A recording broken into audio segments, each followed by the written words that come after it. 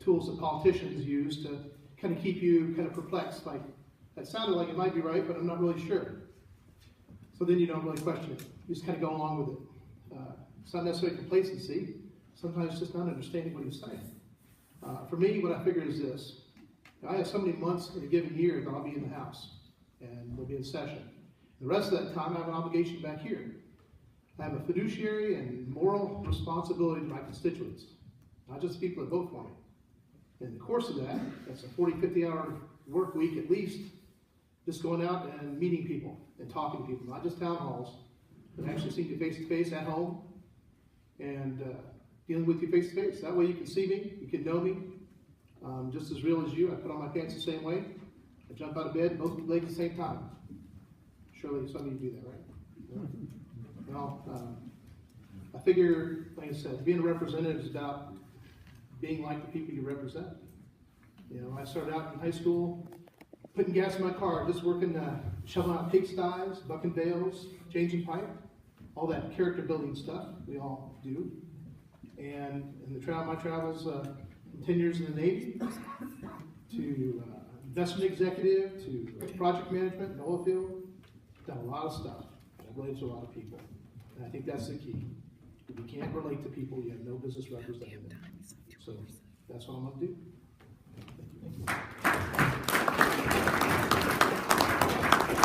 We have two questions possibly that I can ask, but I want to know if there's any from the audience because you haven't had much to say for a while. So this is a test.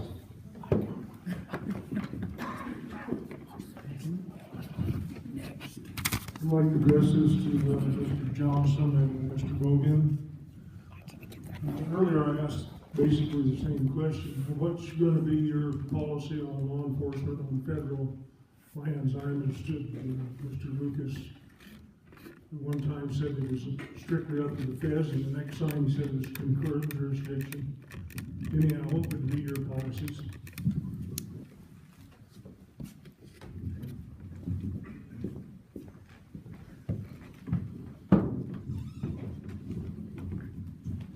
So the district attorney is here to protect the safety of the community and the people of Harney County and stand up for their interests in the criminal arena, also the juvenile arena. But if there's a crime committed against someone on federal lands in Harney County, as a district attorney, if that case comes to me, I'm going to review it. All right, is that a little better? All right, so like I said, the role of the district attorney is to basically promote the safety of the people of Harney County. So if a case happens, someone harms another person on federal lands in Harney County with a concurrent jurisdiction, that case can come through the courts and can come through the district attorney's office. And if the people of Harney County have an interest in prosecuting that case, it'll be prosecuted through my office. However, with the concurrent jurisdiction, it might be that the people of Harney County don't have an interest in prosecuting a case. We can't prevent the federal government from bringing its own case. That said, we don't have to spend county resources helping them either. Does that answer your question? Well, partially, but there are other cases other than personal injuries. For example, arson. Okay, you're asking about cases other than injuries like one person to another. Arson Specifically arson. Example most frequently to us. I believe you want the question about the arson. So, answer is that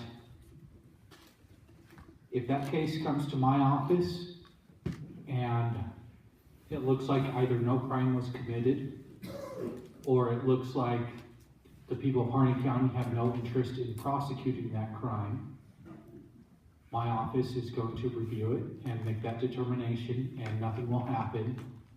But as Dr. Lucas did point out, we cannot prevent the federal government from opening their own investigation, doing their own prosecution. We don't have to invite them in. We don't have to help them. but with that concurrent jurisdiction, we can't keep them out.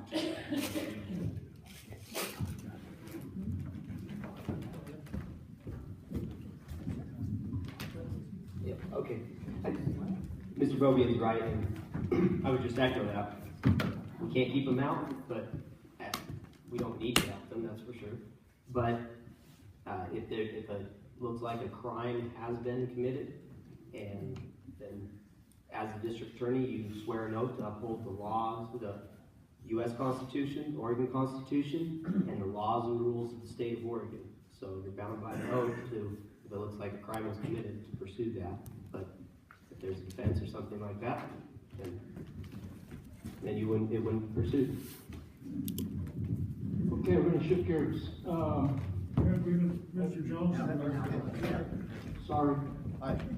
I thought that was an attorney one, but, you know, for 30 years, I worked with state and county and city. Well, as a city officer, I worked with state and county. As a state officer, I worked with county and city. You know, and it wasn't until the situation that happened about 4 months ago that this issue had come up.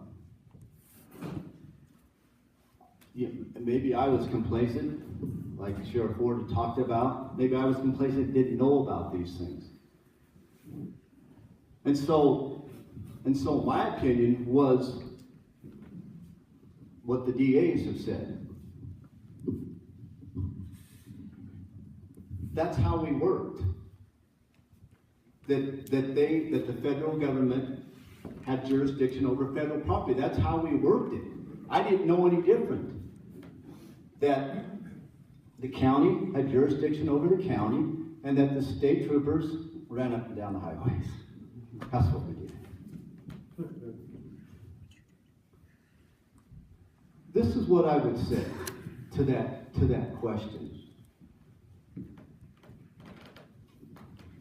If we think that the government is overreached, then we have to go through proper channels to take back that. I don't think you don't occupy the refuge to make that point. I think that's the wrong way to go about it. There is an order in everything in life. In our families, we don't, at least I don't treat my children in a manner that is abusive, that is perhaps against the law.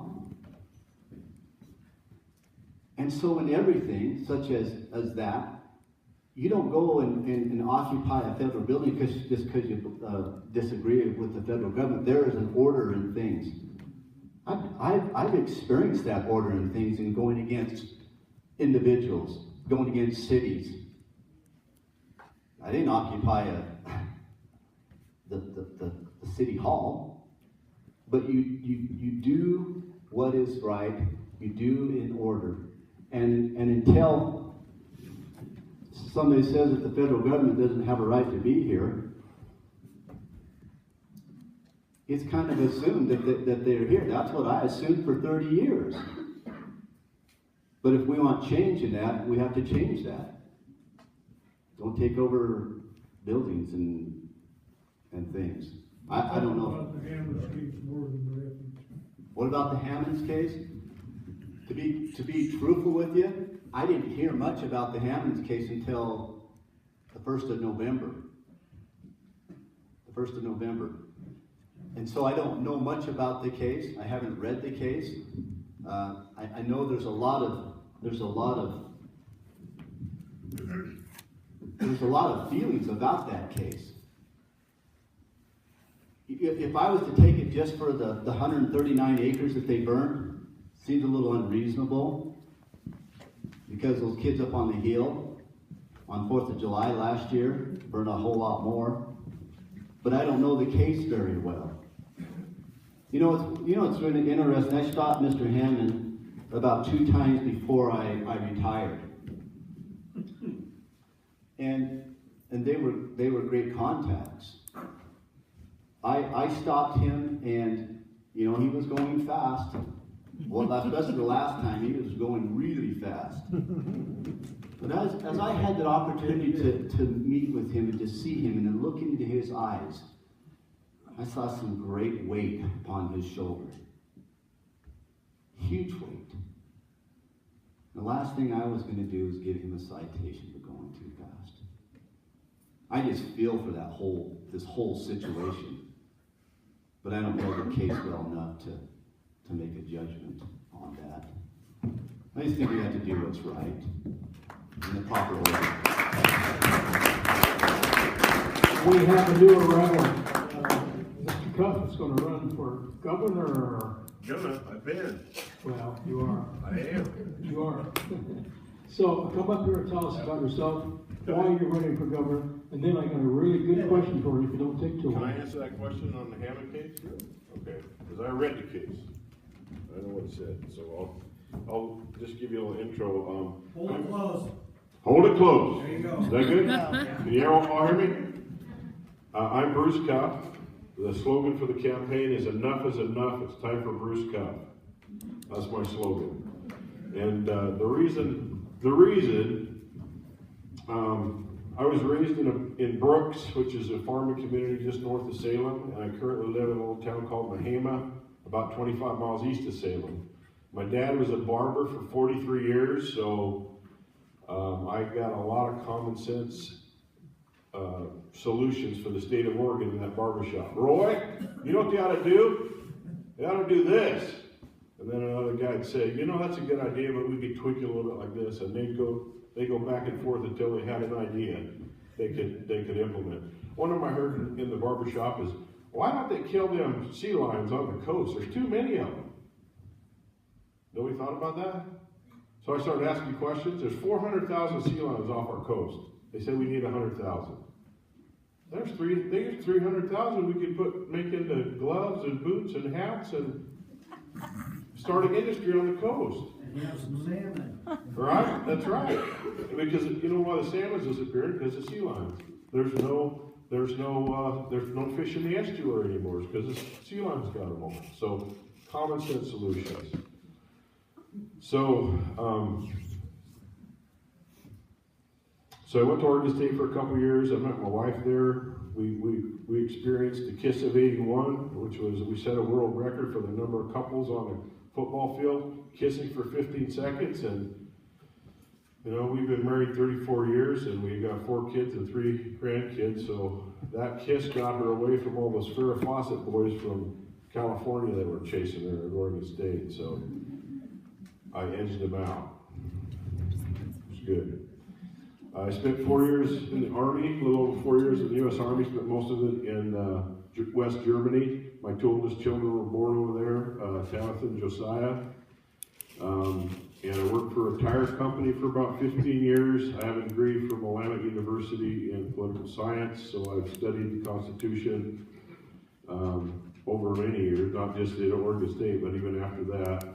And then when I turned 40, you know, I always wanted to get involved in politics, so I went into the real estate business. I've been doing that for 15 years. And one of the things that we do as real estate people is we raise our right hand and we say, I swear that I will protect private property rights. And private property rights include grazing rights, include water rights, include all those kind of rights. So I want to talk about the Hammond case, because I have read it. Oh, am I over time? Oh, 30 seconds, I'm done? Can I? Oh, man.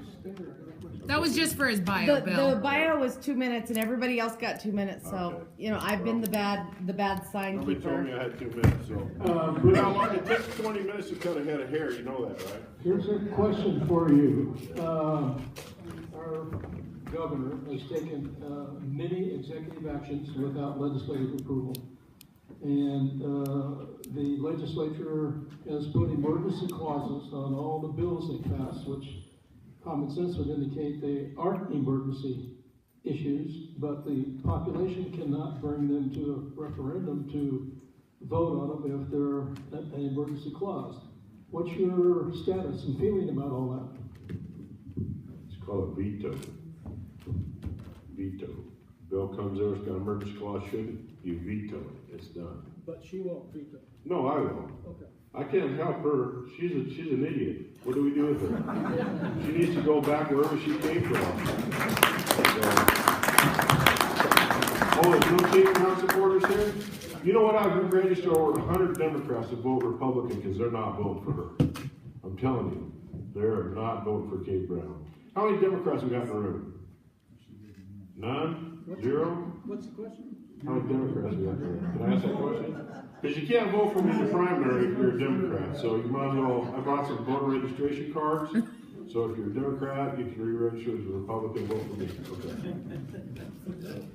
So can I talk about the Hamilton? Can I? Yeah. Yeah. So here's, I read the case. The judge in the case, of course, they had 18 counts against him. Okay, the only 2 they could convict him for were the 2 fires they admitted to setting. Okay, you guys know what those fires were, and so the jury convicted him of that. Well, the judge in the case, you know. The U.S. prosecutor wanted to prosecute them under the terrorist statute. 5-year minimum sentence, maximum life, you know, so that's what he wanted to do. And but you know, arson usually, how many arsonists do you guys know who put out their own fires? Do you know one that puts out? No, you're an arsonist? Yeah. Oh, you are? I always burn my stuff. Oh, well. That's Dwayne. He's pretty cool. Okay, well, normally an arsonist just kind of throws a match and runs, you know, goes up in flames. I don't know about you, you're kind of different. But that's the point, is that these guys put out their own fires. How can you charge somebody with arson when that's the case? But here's what the judge said. When he got to the decision stage, he made 2 legal statements. He said, if you sentence these folks to 5 years in prison, it shocks the conscience. So any normal person looking at that would go, 139 acres of scrub brush, less than $100, you're going to send somebody to jail for 5 years? Judge says, no, shocks the conscience. The second thing he said was, if you sentence them for 5 years, it violates their 8th Amendment right, cruel and unusual punishment. Right? So what he did is he set aside the terrorist statute, and he picked up the BLM statute, which was maximum sentence of a year, right? So he gave Steve a year, and he gave Dwight 3 months. And that should have been the end of it, right? And they served their time, and that should have been the end of it. Well, what happened is some crazy gal in Portland, who's she filed the appeal. And the Hammonds had to agree to $400,000 fine, first right of refusal on their ranch, and couldn't appeal. Now, if they can't appeal, how come the government gets to appeal? That's not fair, right? I mean, we're talking basic fairness. If you plea bargain, you say, okay, I'll take the sentence, I won't appeal, right? The government should have made that same agreement. You would think it was understood that if I can't appeal, you can't appeal. Well, she appealed. The same gal was appointed by Kitzhaber, right? She got fired for chasing another woman in her office. She did. She was stalking her. They fired her. Well, they still continued on. It went to the Ninth Circuit Court. Well, did I say Circus Court? Oh, it is Circus Court. The Ninth Circuit Court down there, they sent it back to Eugene, and they said they got to go back to jail for 5 years. So what's that tell you about the federal government? They don't have a conscience.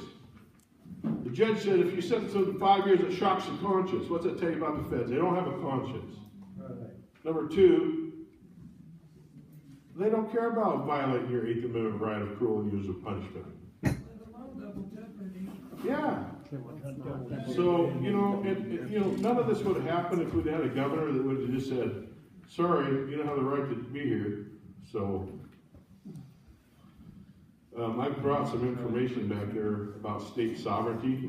Alan was talking about, until we get to where somebody says, you don't have the right to be here. That's what I'm talking about. You don't have the right to be here. I'm in the sped. I just want to address a couple of things on that, put some things in context, okay? Because there's a lot of misinformation out there. No, the Hammonds were convicted of 2 counts, okay? And they have been charged with lots of other counts. They weren't acquitted of the other counts. They had a hung jury. So the prosecutor and defense went and talked and said, okay, we won't re-prosecute you and retry the case on those other counts if you agree to the sentence that the judge imposes. Both knew going into it that that was going to be 5 years. They agreed to the 5-year sentence. Now, when you have a plea bargain, you can only appeal the plea bargain if the judge sentences you to something that the law doesn't allow. So can you appeal after a plea bargain? Yes, but you agreed to the sentence, so you can only say, hey judge, you screwed up, you sentenced me to something that the law doesn't even allow. Okay, so they agree to the sentence, the 5 years. They agree to that. They go in, the judge says, I don't like the 5 years. I'm not going to follow the federal statute. I'm going to do my own thing here, and I'm going to go less. The government appealed, just like they could have done, and said, nope, you sentenced them to something that the law doesn't allow. The law says 5 years. That's a mandatory minimum. You need to impose that. The U.S. Supreme Court upheld that. It was an agreement by the Hammonds. There's no double jeopardy, okay, because they weren't retried for the same crime. Double jeopardy doesn't even have remotely anything to do with this issue. I'd like to make And one more, no, I'm not done. Okay. All right, U.S. Attorney in charge. It wasn't appointed by Kitzhaber, it was appointed by the president. I don't know why. It's just another misinformation, okay? The government, hold on. The governor could not have done anything. If you want the governor to do something, that's called civil war. The South tried it and it didn't work. If you want war, that's what he's advocating for. And that is wrong. What about the redress of grievance? Enough is enough, enough is enough. Process of law. Let's be mature here. That County has done its job, but we never got. I have a story to tell you about the Hammonds that actually happened to me. This is about 3 days after the occupation started, and I was walking down the road with my dog. Colder than all in the morning, foot of snow on the ground, and this guy walks up, and he said, "Could I interview you?" And of course, I'm very suspicious of anything like that. And I said, "Who in the hell are you?" And he explained it. And I thought, well, I'll talk about the Hammonds. So I did. And they filmed me for 20 minutes probably. And in the end, I had people I went to college with from the East Coast that called me on the phone and said, "You were on TV." And I was just dumbfounded. But here's what I said to him. I said, "What's wrong with this picture?" This picture is 2 guys that admitted they burned up 139 acres, and it's probably worth $100. And we have the Reverend Al Sharpton, who owes over $4 million in back taxes, and he doesn't get prosecuted. What's wrong with this picture? The guy just away went. That was the end of the interview. So I told the truth, and he didn't want to hear it. And the Hammond situation was the genesis of all the trouble that's occurred in this county, and $5 or more million spent. And it's just a tragedy, and still is. I'm told there's a lawsuit in the works to remedy this. Hopefully that'll happen. So, it's 4:05. Can we agree to terminate at 4:30, or do you want to keep going until you run out of energy questions, or what? How about the people sitting up here getting tired? Bring it on. Keep going? Keep going? Yeah, we're here for the people. All right. Bill, I'd like to say something really quick, just along with your story. You've got to be kidding. No, I'm not. You asked me, Dwayne. On that note, and I know this is kind of on a personal, but before Stephen and Dwight went back to prison, And Joey, I know you're passionate on the other side, but I'm also passionate on this side. I have no cows. No, I have no cows. Shut up and let her talk. Hold on. You wouldn't let anybody interrupt you. Please sit down. You guys, this is a good story. So, Joey, it's okay. I want to. Joey, it's okay. No, it's not. Anyway, I had the opportunity to visit with Stephen before he went back to prison. And I don't know, there's a lot of people in here that I know that are godly people. You look back in the Bible and you look at Paul's experience. He went to prison for things that he shouldn't have gone to prison for. Did he grumble? Did he complain? No. He was there for a purpose. The Lord has put Stephen where he is for a purpose.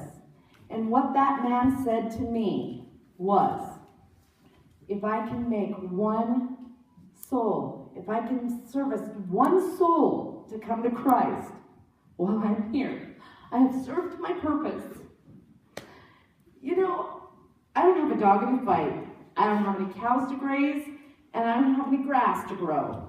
I don't have no fences to build. I don't have anything. What I have is selfishness. I go to bed every night with my husband, knowing that Elena Hammond and Susie Hammond, who lives 4 houses from me, go to bed without their husbands. But to know that those men know that there is a bigger plan. God has put them where they are. So we can fight all we want about the Hammonds. We can agree or we can disagree about the Hammonds. But those people are good people, and they will supersede all of this.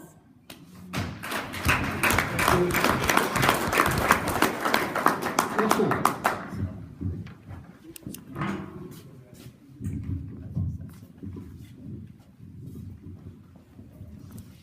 I've been listening to all of you talk tonight. There hasn't been much conversation from the group out here. Some of you know me pretty good, all right? I don't go to the meetings, all right? And I have tremors. I'm not scared, and I'm not afraid to be up here and talk to you, okay? This is a medical condition, all right? I don't go to the meetings, but I back the people that are in office.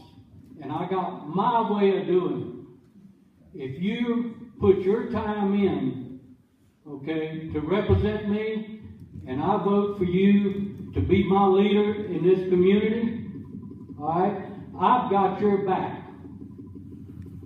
The federal government does not have a right to own property. Amen. They might be running that property, but somebody needs to go back to school. They must have missed a class somewhere along the line on our Constitution. You can have your own opinion, and you can interrupt people, and you can scream and holler, and you're the first one to do it. All right? You need to sit down and grow up. We were having a nice political gathering here until you got up and started screaming. No. I'm going to tell how I back my commissioners. I've got your back. I don't go to your meetings. But if you got to travel and you got to put in your time and you need me to do something for you, I will be there. Thank you. Okay, I have a question about the occupation, and it has for Dave. If looking back, would you change anything that you did or anything that you were told to do in retrospect?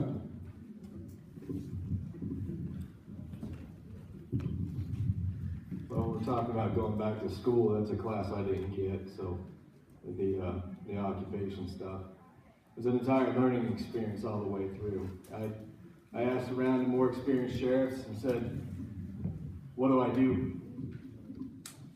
You know, everybody said, Dave, you're the first one to go through it. So what I did the best I could with it. Would I change stuff? Absolutely.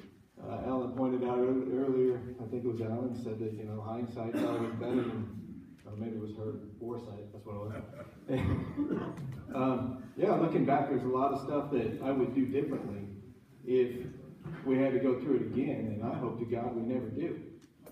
You know, I think that a lot of these things can be avoided if we sit down and work on the issues together. And there's a lot of us in the room that disagree on some stuff. My guess is we probably agree on more than we disagree.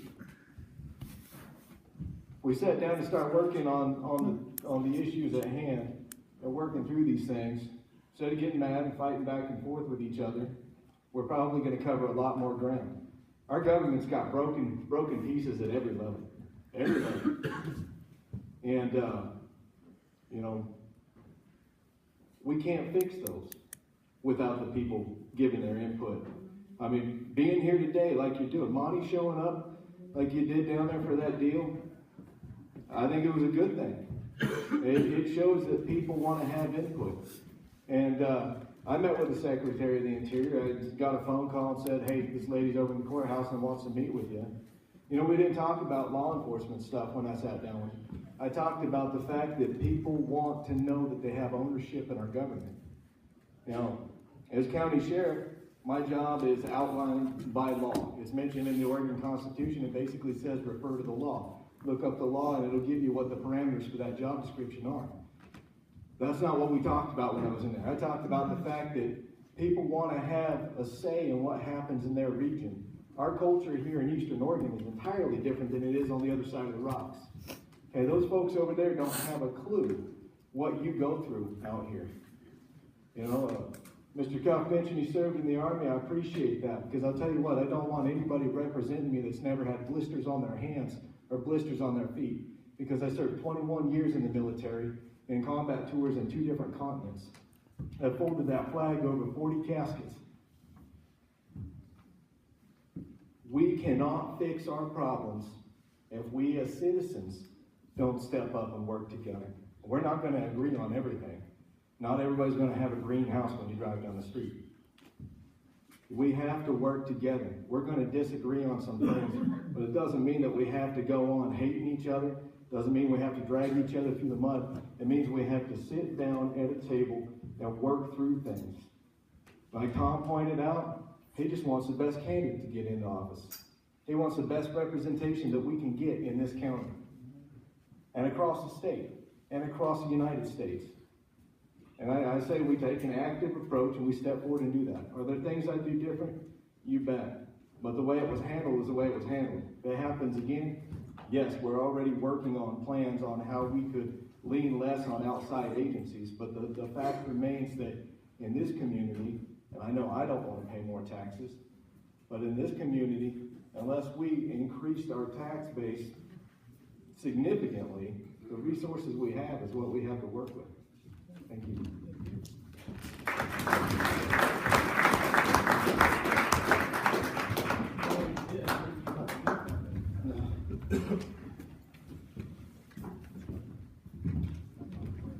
Well, I'm just glad I didn't have to comment about that, because like I said earlier, Dave found himself in a bad situation. And nowhere in history has this ever happened, and it happens here. Really. That's a tough thing for Sheriff Ward to have to go through. What I want to say relative to that, and relative to taking this as an experience and working on it and doing better, and that's where my 30 years of experience has come into practice. I believe that, again, it's all about the people, and here's my plan. Here's my plan to help out in that. My plan is to ensure that the relationship with police and the public come together. And we need that so much more even today in our community. To ensure that, my plan is to divide the county up into zones and to assign a deputy to that zone that deputy might be able to come to have a relationship with those people, and with that, if we have any problems that come up, then the relationship between public and police officer, or deputy in this case, is good. And so that we don't have to find out if somebody's rights are being violated after the fact. That's why I say I didn't know about the hams until it was basically after the fact. I didn't know. So if these deputies are out in the community, of the rural community, and giving the service to these people that they should be in the first place, then they can help with the operation, if allowed, the safety, the protection of all the people in the community. Maybe it is a resource problem, but here's the problem that I saw as I've gone out into the community, that the people out in the rural area aren't being served. I've asked them, do you know your deputies? Basically, no, they don't. And so we need to be part of you, or the law enforcement needs to be a part of you. Maybe they can help out in your operation. If someone's loading cows, do they know your operation? Do they know your person that is loading those cows? Or maybe somebody else is loading those cows. Today, cows are worth a lot of money. Cow wrestling is not an extinct venture. It goes on. So are they being taken care of? Are the people out in the rural area being taken care of? That is one way that we can ensure that these things don't come up. So we can work together, not only as law enforcement, but as judges and county commissioners, with DAs. We can work together to make a better community. And that's what I'm going to do. Along with all the, taking care of crimes, and I mean, that's going to be automatic. As we take care of the people, taking care of crime, taking care of, drugs that run up and down our highway, that's going to be automatic. So that's what my plan is.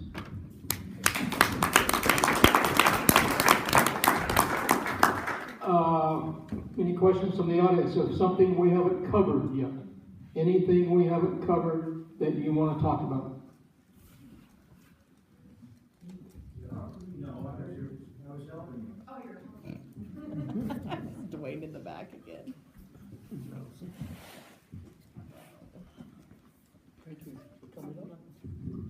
Okay, first of all, my information is all hearsay, so if I don't have all the facts, please bear with me. But many people in the community have heard that there was a data center that had been talked about coming to Burns, and it ended up in Prineville. And also Pacific Foods has been talking about coming and doing some sort of, fish farming or something. So my question is, if this is true, why did Prineville get the data center, not Harney County? Why wasn't heaven and earth moved to get those jobs here? I work with the schools, and there are kids that want to come home. They want to come back and raise their families here, but there is nothing there here for them. And so that's my question. What are we doing about economic development? What happened with the data center, Pacific Foods?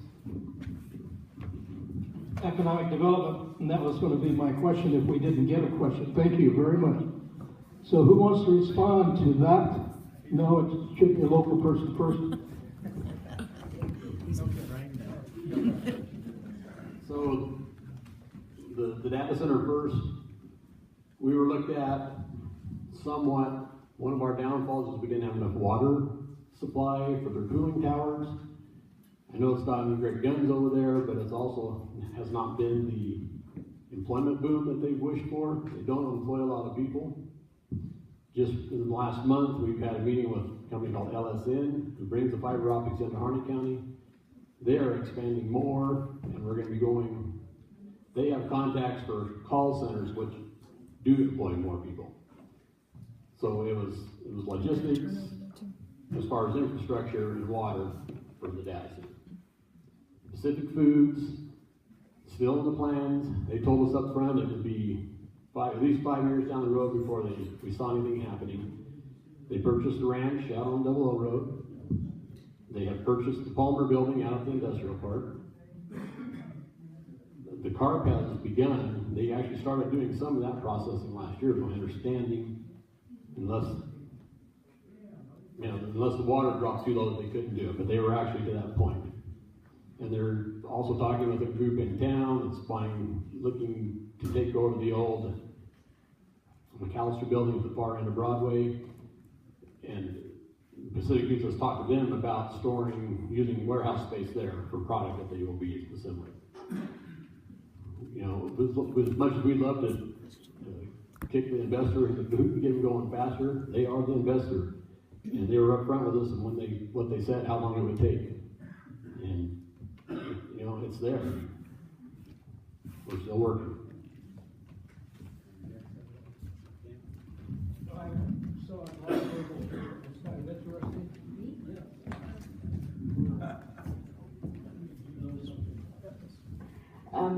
Pete pretty much answered the question. I just agree that we would like to have our children